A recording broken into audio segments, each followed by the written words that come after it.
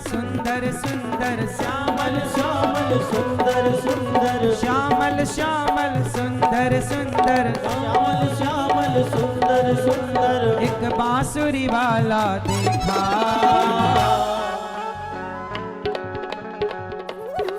कोई इतना भी प्यारा होगा हमने कभी ना सोचा। इतना भी प्यारा होगा हमने कभी ना सोचा। इतना भी प्यारा होगा हमने कभी ना सोचा। कितने सुंदर हैं, कितनी सोहनी कितनी प्यारी तेरी छवि ये लगती है। कितनी सोहनी कितनी प्यारी तेरी छवि ये लगती है। धरती की धरती की धरती की सारी उपमा तेरे आगे फीकी लगती है। धरती की सारी उपमा तेरे आगे फीकी लगती है।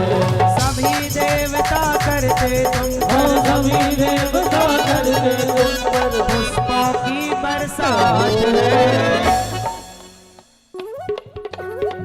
वाह वाह क्या बात है, वाह वाह क्या बात है। वाह वाह क्या बात है, वाह क्या बात है, वाह क्या बात है, वाह क्या बात है, वाह क्या बात है।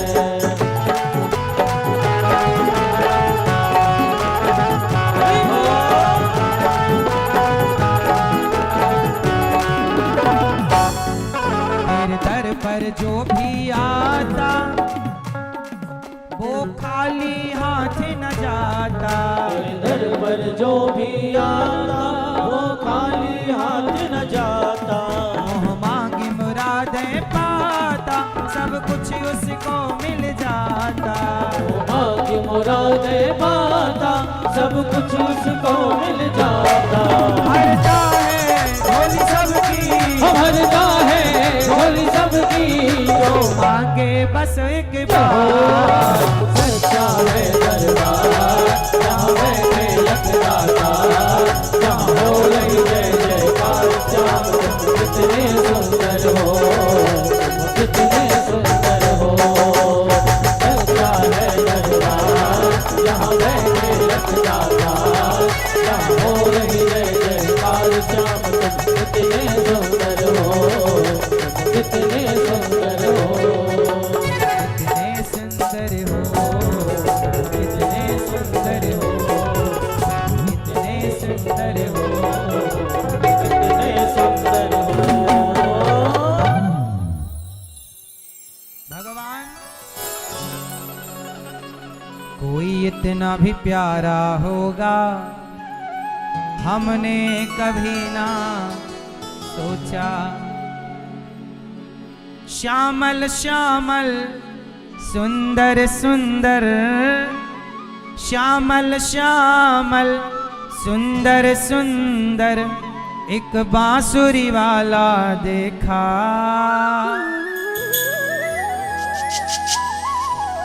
क्या खूब लगते हो प्रभु, सुंदर दिखते हो।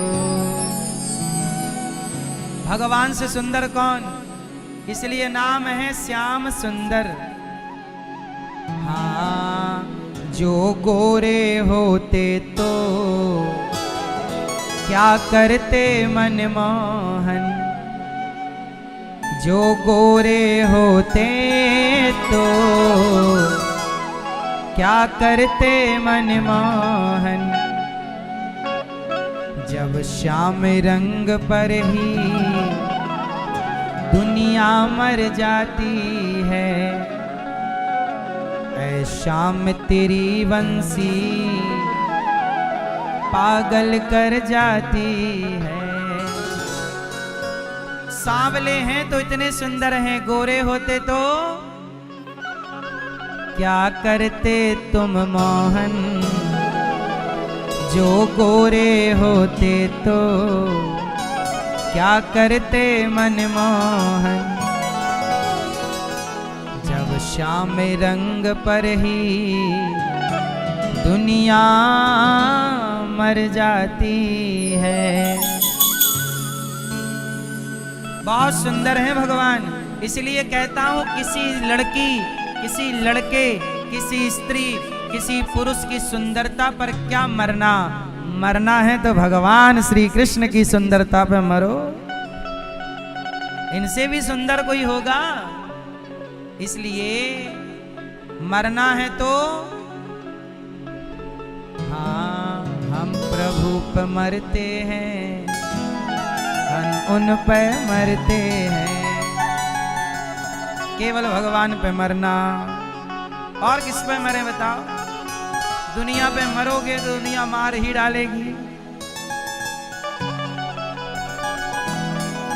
भगवान श्री कृष्ण ने गोपियों के सामने नृत्य किया।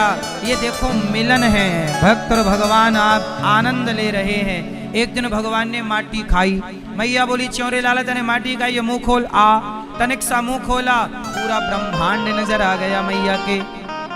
मैया को पूरा ब्रह्मांड, इतने से मुख में पूरा ब्रह्मांड दिख रहा है।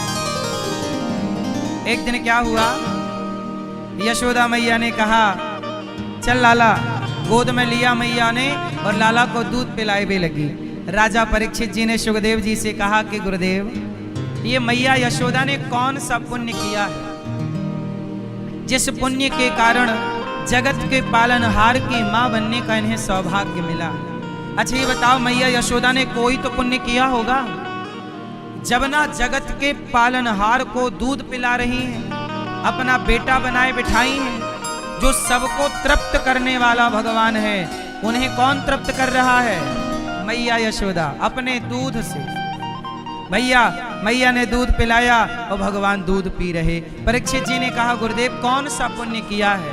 अब यशोदा मैया का कौन सा पुण्य है, जरा सुनो, सावधान हो जाओ और सुनो। मैया यशोदा पिछले जन्म में इनका नाम था धरा। मैया यशोदा का पिछले जन्म में क्या नाम था? भरा नहीं, धरा। क्या मैया? मैया, ओ पीछे वाली मैया, सुन लो मेरी मां। काहे खड़ी हो लाल मैया? बैठ जाओ प्यारी मैया। यशोदा मैया का पिछले जन्म में क्या नाम था? धरा।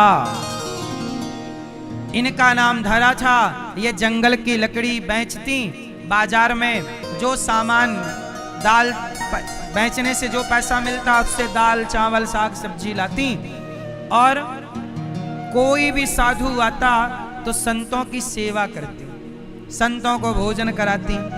सेवा में इतना मन लगता कि सेवा में ही रोटी बनाती, झाड़ू लगाती, पोंछा लगाती, बर्तन धुलती, साधुओं को भोजन बनाती, परोसती, हर समय भगवान का चिंतन करती। और उन्हें विश्वास था कि न साधुओं की सेवा से ही हमें भगवान मिलेंगे। इस विश्वास से पर डे 12 महीने का एक ही काम, जंगल जाना, लकड़ी लाना, बाजार में बेचना, पैसे मिल जाएं तो जो साधु संत आए खिला पिला देना। एक दिन भगवान इनकी परीक्षा लेने आ गए। अब जरा देखो, भगवान परीक्षा लेते हैं तो परीक्षा कितनी कठिन होती है। मैया यशोदा मैया संतों को भोजन परोस रही हैं। सारे संत भोजन कर गए, खा लिया, संत चले गए। संतों का जो प्रसाद बचा यशोदा मैया ने भोग लगाया और खाया। और खाने के बाद बर्तन धुल के रख दी और थोड़ा दोपहर का समय था, विश्राम किया कि तभी यशोदा मैया के घर, मतलब धरा माता के घर और भी संत आ गए। 8-10 संत फिर आ गए और बोले, संत मैया भिक्षाम देही, भूख लगी है, कुछ खाने को मिलेगा? मैया बोली आओ आओ। संतों को बुलाया, बिठाया। संतों ने कहा मैया हम लेट हो गए, तुम्हारा घर लेट मिला, हम थक गए हैं, बड़ी भूख लगी है, कुछ खाने को मिलेगा? और ये साधु के रूप में ना भगवान आए हैं। मैया बोली हाँ हाँ आओ। अच्छा संयोग देखना, कि उस दिन मैया के घर में अन्न का एक भी दाना नहीं था, क्योंकि जो था वो पहले संतों को खिला चुकी हैं।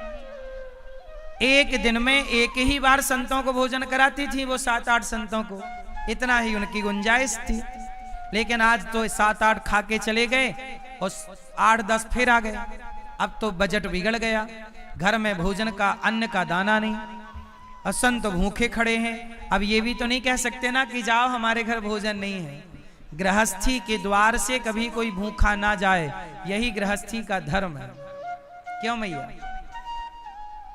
मैया धरा अब इतने जल्दी जंगल भी नहीं जा सकती कि लकड़ी बेचना, और बाजार में इसका भी टाइम नहीं है। संत खड़े हैं तो गांव में किसी के घर बाजार में उधार मांगने चलेगी, भैया थोड़ा पैसे उधार दे दो, गांव घर में संत आए हम चुका देंगी आपका।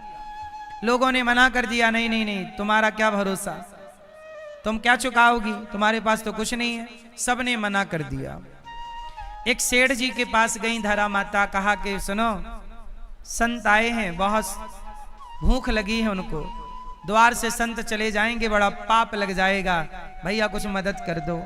उन्होंने कहा कि कुछ गिरवी रखो। माता धरा बोली, गिरवी के लिए होता तो हम बेच ना देती, कुछ है नहीं, आप तो हमें कुछ उधार दे दो, 15 दिन में हम ब्याज सहित चुकाएंगे। उस सेठ ने कहा कि नहीं, हम उधार तो नहीं देंगे, पर तुम चाहो तो अभी हमें कुछ दे सकती हो। माता धरा ने कहा, मेरे पास क्या है देने को। उस सेठ ने कहा, देखो तुम कितनी सुंदर हो। माता धरा बहुत सुंदर थी, जवान थी। कहा, देखो तुम कितनी सुंदर हो, यदि तुम अपनी ये सुंदरता हमें दे दो तो हम तुम्हें पैसे दे देंगे। तो माता धरा ने कहा, सुंदरता दे दो मतलब कैसे दे दें सुंदरता, कैसे ट्रांसफर होगी सुंदरता?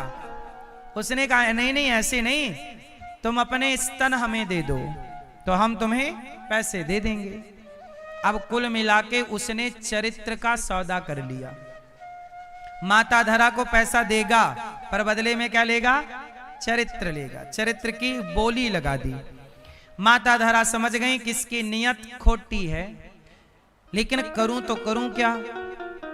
यदि नहीं इसकी बात मानती तो मेरे द्वार से संत भूखे चले जाएंगे, क्योंकि दूसरा कोई देने को तैयार नहीं है। माता धरा ने कहा कि देखो तुम शरीर में इतने आसक्त ना हो जाओ, ये शरीर चमड़े का बना है, हाड़ मांस है, ये एक दिन नष्ट हो जाएगा।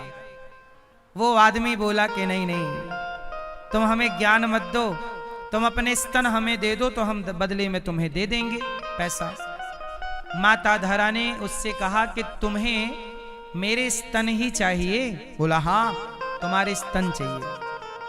ठीक है। माता धरा ने सोचा कि ये शरीर तो नाशवान है, ये शरीर एक दिन जल ही जाएगा, चमड़ा जल जाएगा, लेकिन मेरे द्वार से संत खाली चले जाएंगे, बड़ा पाप हो जाएगा। देखो, सेवा, तपस्या और भक्ति, भक्ति त्याग मांगती है।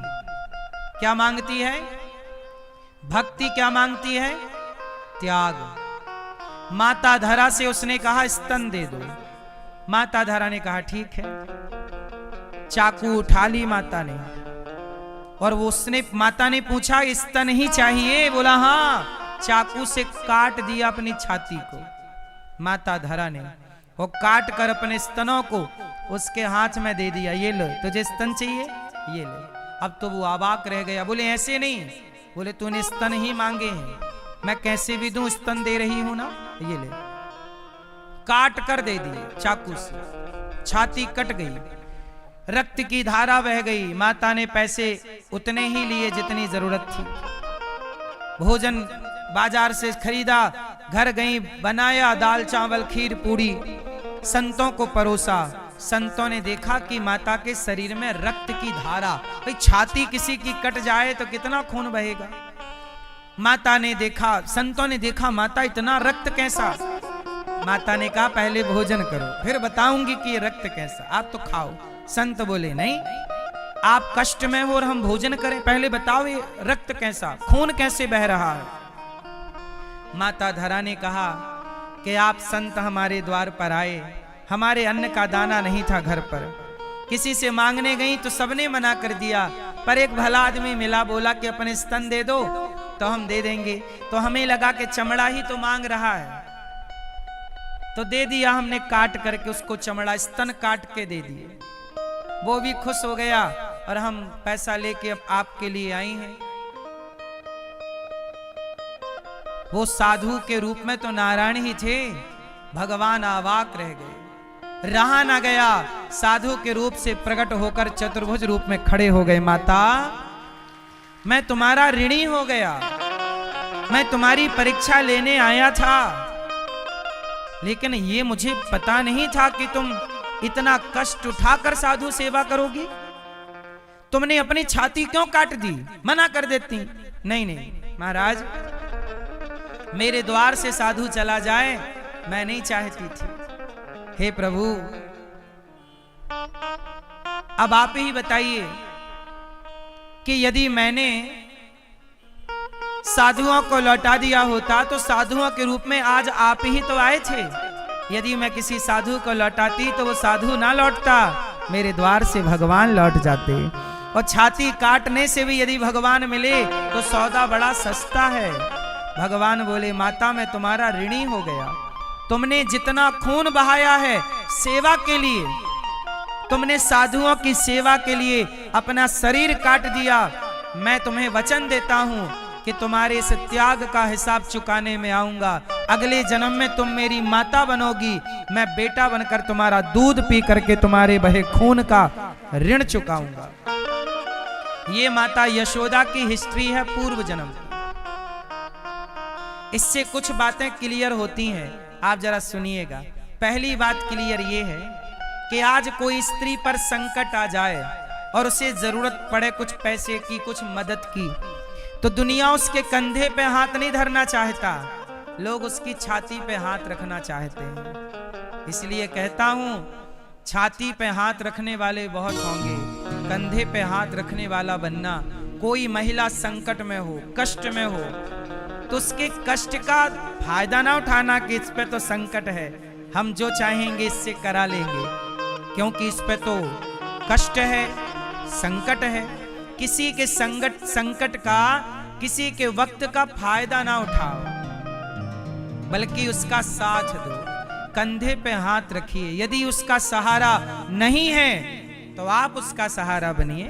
जब आप किसी का सहारा बनते हैं तो विधाता आपका सहारा बनते हैं। और याद रखिएगा मेरी मां, भक्ति के रास्ते पे जब चलोगे तो बलिदान देना पड़ेगा। माता धरा ने बलिदान दिया, और जब सेवा के लिए आप चलते हैं तो भगवान आपके ऋणी हो जाते हैं। इसलिए कहता हूं, गौरी गोपाल आश्रम में हमारी वृद्ध माएं रहती हैं।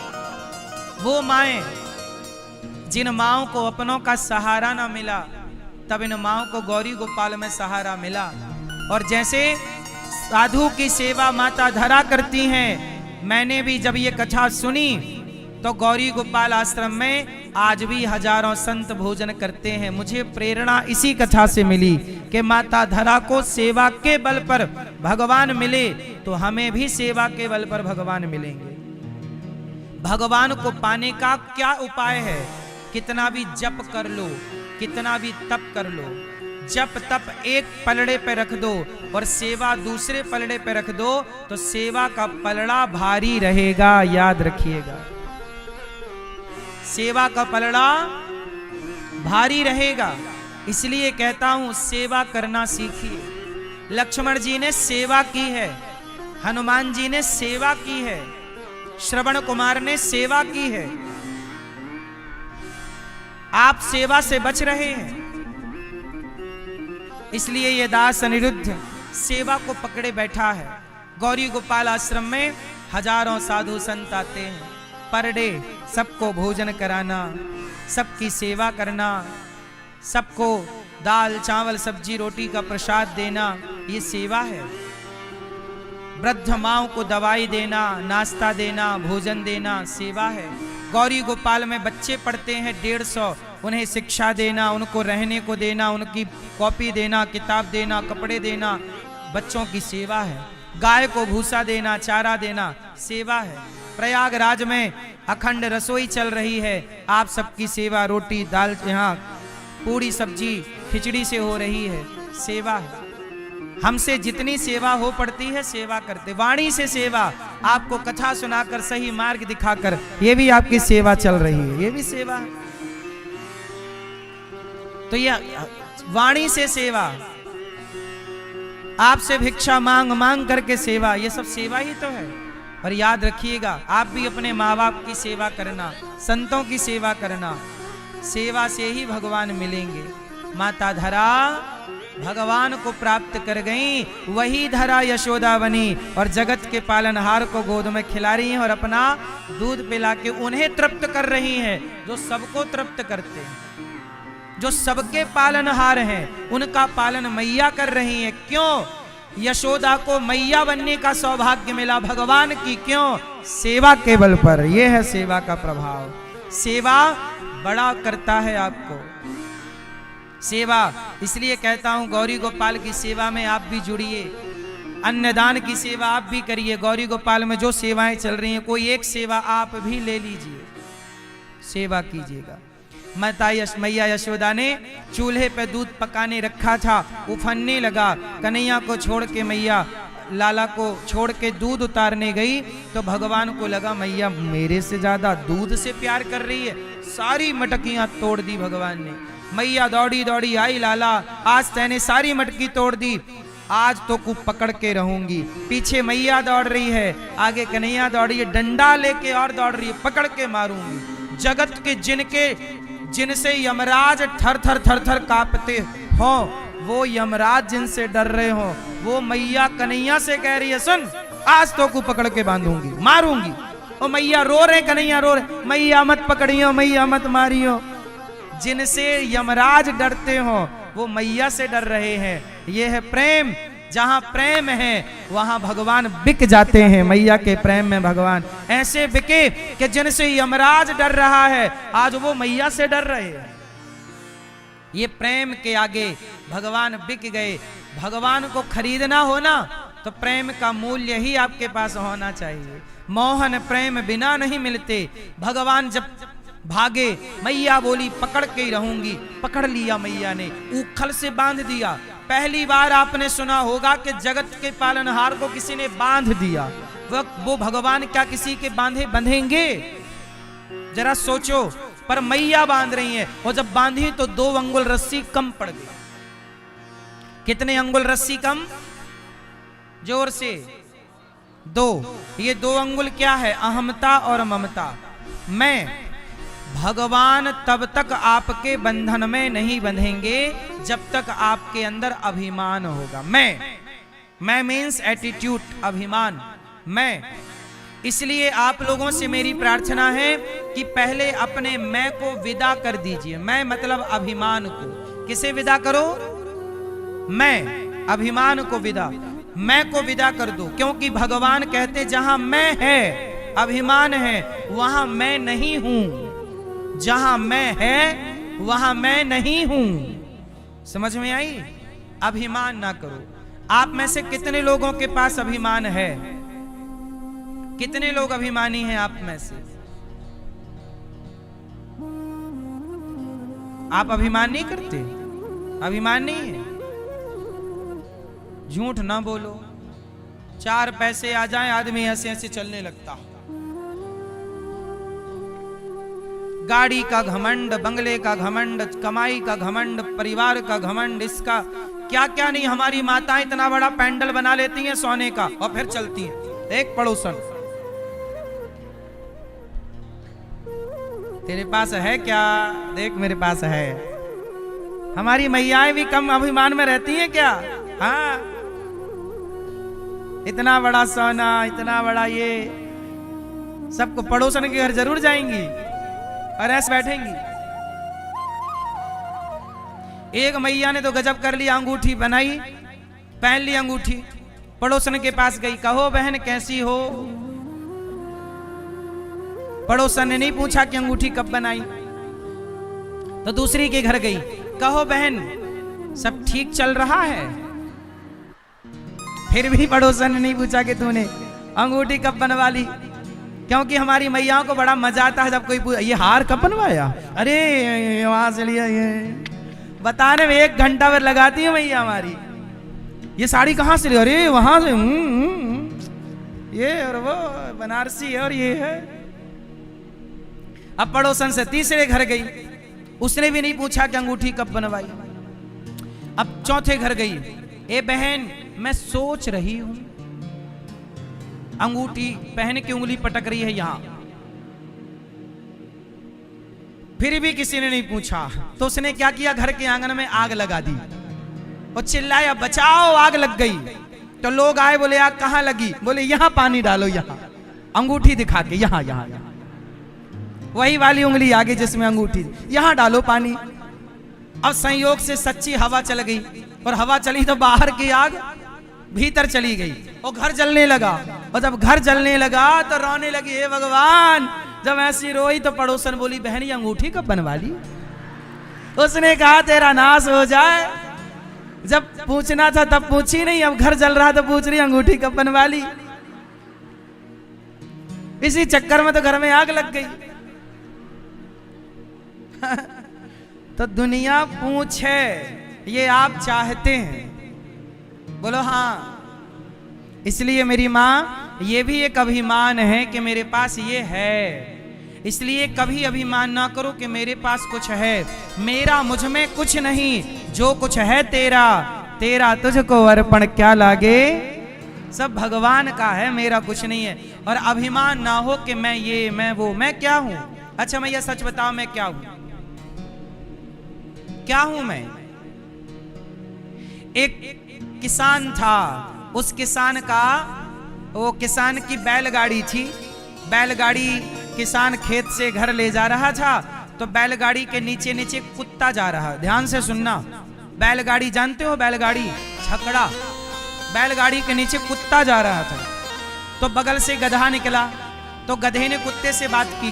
गधे ने कुत्ते से कहा, कहो कुत्ता कैसे हो? कुत्ता बोला बढ़िया हूं, आजकल जिम्मेदारी ज्यादा है। गधे ने कहा क्या जिम्मेदारी है? अरे बोले बैलगाड़ी मेरे कंधे पे रखी है, आजकल ये गाड़ी मैं खींच रहा हूं। गधे ने कहा नहीं भाई तुम नहीं खींच रहे हो, ये बैल चला रहे हैं, बैल। कुत्ते ने कहा कर दी ना गधों वाली बात, अरे ये बैल हमारे बॉडीगार्ड हैं, गाड़ी हम चला रहे हैं, देखो ना सेंटर में मैं खड़ा हूं। बैलगाड़ी के सेंटर में नीचे कुत्ता चल रहा था, पालतू कुत्ता किसान का, रोज की आदत थी। तो गधा बोला अच्छा आप चला रहे हो गाड़ी? बोला हाँ। तो रुको, स्टॉप। कुत्ता रुका तो गाड़ी, संयोग से गाड़ी भी रुक गई। गधा बोला चलो, कुत्ता चला तो अकस्मात गाड़ी भी चल पड़ी। अब तो कुत्ते को कंफर्म हो गया कि गाड़ी हम ही चला रहे हैं। अब आपसे सवाल है, बताओ गाड़ी कौन चला रहा था, बैल कि कुत्ता? कौन? गाड़ी कौन चला रहा था? गाड़ी तो बैल ही चला रहे थे, बैलगाड़ी में बैल ही चलाएंगे। गाड़ी बैल ही चला रहे थे, पर ये कुत्ता छाती पीट रहा है, मैं चला रहा हूं। मैं बुरा ना मानो तो एक बात कहें, बताओ वो कुत्ता कौन?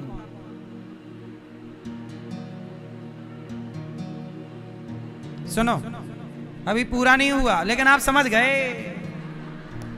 आप हैं बहुत समझदार, लेकिन समझ जाते हैं समझदार को इशारा। सुनो, जैसे गाड़ी तो बैल ही चला रहे थे, कुत्ता झूठी छाती पीट रहा है, ऐसे हम सबकी गाड़ी भगवान चलाते हैं। हम उस कुत्ते की तरह झूठा अभिमान पाल लेते हैं कि मैं कर रहा हूं, मैं नहीं करता तो नहीं होता। अब जैसे लोग कहते हैं मैं नहीं करता तो ये काम नहीं होता। नहीं साहब, तुम नहीं करते तो भगवान किसी और से कराते। एक बात बताओ, हनुमान जी सीता माँ का पता ना लगाते तो क्या सीता माँ का पता ना लगता? जोर से। हनुमान जी संजीवनी बूटी ना लाते तो क्या लक्ष्मण जी मर जाते? अरे राम जी का काम राम जी करा लेते हैं, चाहे वो हनुमान जी से करा लें, अंगद जी से करा लें, राम जी चाहते तो किसी से भी करा लेते। इसलिए जब आप कोई काम करते हैं तो ये घमंड ना पालिए कि आप कर रहे हैं, भगवान आपसे करवा रहे हैं। इसलिए मूल में भगवान है, हम तो उनके दास हैं। हमें क्या ताकत? गौरी गोपाल आश्रम में सेवा चल रही है, ये हम नहीं कर रहे, भगवान ये दास से शरीर से करा रहे। आप लोग सहयोग करते हो तो आप नहीं करते, भगवान आपसे सहयोग करवा रहे हैं कि भाई सहयोग करो, और आप सबके सहयोग से कार्य हो रहा। इसलिए इस बात का कोई घमंड ना पाले कि मैं करता हूं, नहीं, मैं कुछ नहीं करता। मेरे और आपसे भगवान, बोलो, करते हो तुम कन्हैया, मेरा नाम हो रहा है, मेरा आपकी कृपा से। इसलिए कहता हूं बिना अभिमान के बिंदास जिंदगी जिया करो। अभिमान, जितना पैसा आए, जितनी समृद्धि आए, जितना धन धान्य आए, उतने सरल बनो, सहज बनो, नम्र बनो। गौरी गोपाल आश्रम में आप भी आना और आप भी वहां की सेवाओं को देखना। और ईश्वर ने जिस योग्य आपको बनाया हो, एक वृद्ध, इन माओं को आप भोजन करा सकते हैं तो वृद्ध माओं को आप भोजन कराइएगा। भगवान ने उखल पर कृपा की, नल कुबर मणिग्रीव का भगवान ने उद्धार किया। एक बार क्या हुआ, भगवान बछड़े चराने गए तो ब्रह्मा जी को लगा कि ये कैसे भगवान है जो ग्वालों का जूठा खा रहे हैं। तो ब्रह्मा जी ने ग्वाल वाले और बछड़ों का अपहरण कर लिया। तब भगवान ग्वालवाल और बछड़े बनकर के भगवान ने अपनी लीला को चालू रखा। ब्रह्मा जी जिन्हें नहीं समझ पाए, मोहित हो गए, मोहियन्ते यत् सूरयः, उन्हें हम क्या समझेंगे। ब्रह्मा जी मोहित हो गए। बाद में भगवान ने, ब्रह्मा जी ने स्तुति की, नौमीड्यते प्रवपुषे तडिदंबराय गुंजावतंस परिपिच्छल सन्मुखाय। भगवान ने उन्हें क्षमा किया, धैनुकासुर का उद्धार किया, काली अनांग का मर्दन किया भगवान ने, काली देह पे कूदे, काली अनांग को रमणद्वीप भेजा, प्रलंबासुर का उद्धार किया। गोपियां सुंदर गीत गा रही थीं, बरहा पीडम नटवर बपुः कर्णयो कर्णिकारम। इसके बाद क्या हुआ, भगवान ने एक दिन गोपियों के कपड़े चुरा लिए। मैया, एक दिन गोपियां नहा रही थी यमुना जी में, तो भगवान ने चुरा लिए कपड़े। आप लोग बताओ, कपड़े चुरा के भगवान ने सही किया कि गलत किया है? मैया है सही? मैया, भगवान कृष्ण कपड़े चुरा लेते हैं, ये सही है गलत है? क्या सही है? गोपियां निर्वस्त्र होके नहा रही थी, कहा यमुना जी में। तो भगवान को लगा कि आज ये निर्वस्त्र है, आज हमने देखा है, कल कोई और देखेगा, परसों कोई और देखेगा, फिर निर्वस्त्र होके नहाने की परंपरा बन जाएगी। तो निर्वस्त्र होके नहाने की परंपरा ना बने तो भगवान ने कपड़े चुरा लिए। वो कपड़े चुरा के विरोध किया ताकि ये परंपरा आगे ना हो, और बाद में लौटा दिए कपड़े के ये लोग, इसलिए कपड़े चुराए।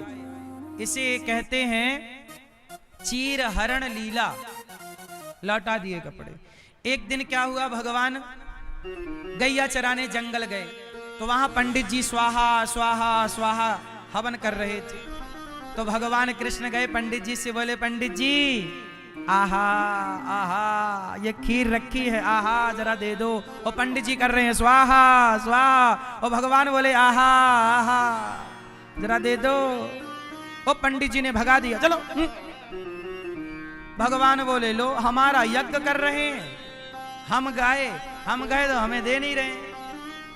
आजकल यही है कि लोग भूखे को रोटी नहीं दे पा रहे हैं और भगवान के मंदिर जा जा के खूब चढ़ा रहे हैं। मैया, भगवान को जरूरत नहीं है, जरूरत जिसे है उसे देना सीख लो। किसी भूखे को रोटी दे दोगे, किसी प्यासे को पानी दोगे तो उसकी तृप्ति से भगवान ही तृप्त होंगे, क्योंकि भीतर तो भगवान ही बैठे हैं। बोलो हाँ। इसलिए ब्राह्मणों ने, यज्ञ करता ब्राह्मणों ने भगवान को भोजन नहीं दिया, लेकिन ब्राह्मणों की पत्नियों ने बुलाया, ए बालक यहाँ और खूब गोद में बिठा बिठा के भोजन कराया। बड़े बड़े ज्ञानी जिन कृष्ण को ना समझ पाए, उनके घर की पत्नियां झाड़ू पोंछा लगाने वाली समझ गईं और भगवान को गोद में बिठा के भोग लगा रही हैं। बाद में पंडित जी को समझ आई कि जगत का पालनहार मेरे द्वार पर आया और हमने उन्हें वंचित कर दिया। इसलिए कहता हूं कि इस धरती पे सबसे बड़ा यज्ञ क्या है? बोले आप किसी भूखे को भोजन कराएं। बताओ, रोटी आपने किसी को रोटी उसके मुंह पे डाली तो उसका मुख ही हवन कुंड है। आपका मुंह क्या है? हवन कुंड। और ये रोटी आहुति है। जब आप किसी को रोटी की आहुति देंगे और उसके मुख से रोटी पेट में जाएगी, तो जब वो तृप्त होगा तो उसके भीतर बैठे भगवान तृप्त हो जाएंगे। कहते ना, नर की सेवा ही नारायण की सेवा है। बोलो हाँ। इसलिए कहता हूं कि गौरी गोपाल आश्रम में हमारी जो वृद्ध माएं रहती हैं, उन माओं को आप भोजन जरूर बंटवाइएगा कि आज का भोजन, कल का भोजन, ये माघ का महीना चल रहा है, आप भी उन वृद्ध माओं को अन्नदान कीजिए। जब आपकी बेटी का जन्मदिन आए, ये देखो ये हमारी माएं हैं, ये वो माएं हैं जिनके बच्चे लेने नहीं आते। अब इन माओं की मृत्यु होगी तो इनके घर से कोई आएगा थोड़ी लेने के लिए। इन माओं को कोई आएगा नहीं कि कंधा देने हम आए हैं। कोई सहारा, जीते जी रोटी नहीं दे रहा है कोई उनके अपने। वो तो आप जैसे भक्तों को हम धन्यवाद देते हैं कि आप जैसे भक्त सहयोग करते हैं, तो आपके सहयोग से न माओं के होंठों पे मुस्कान रहती है, आपके सहयोग से माओं को भोजन मिल जाता है। आप जैसे दानवीर धरती में हैं, आपकी बेटी का, बेटे का जन्मदिन आया करे तो इन माओं को, गौरी गोपाल आश्रम में रह रही माओं को भोजन कराया करो। कभी आप भी आया करो, अपनी आंखों से देखा करो। और आप भी 311 माएं रहती हैं गौरी गोपाल में, आप भी इन माओं को भोजन, नाश्ता करा सकते हैं कि आज के नाश्ते की सेवा आपकी ओर से होगी। आप भी इन माओं को दवाई का सहयोग कर सकते हैं। आप भी माओं को रात्रि का एक एक गिलास दूध बंटवा सकते हैं। आप सहयोग करो या ना करो, देखो 300 माताओं को भोजन तो हमें रोज देना ही है। बोलो हाँ या ना। चाहे आप सहयोग करो ना करो, करते कराते तो भगवान ही हैं, पर वो हमसे आपसे निमित्त बना के काम कराते रहते हैं। तो आपको भी यदि ईश्वर ने योग्य बनाया है तो अन्नदान कर लेना, नहीं बनाया हो तो हम भगवान से प्रार्थना करेंगे कि ईश्वर आपको इस योग्य बनाए कि आप सेवा कर सके। गौरी गोपाल आश्रम में केवल माओं की नहीं, संतों की सेवा भी होती है और 12 महीने होती है।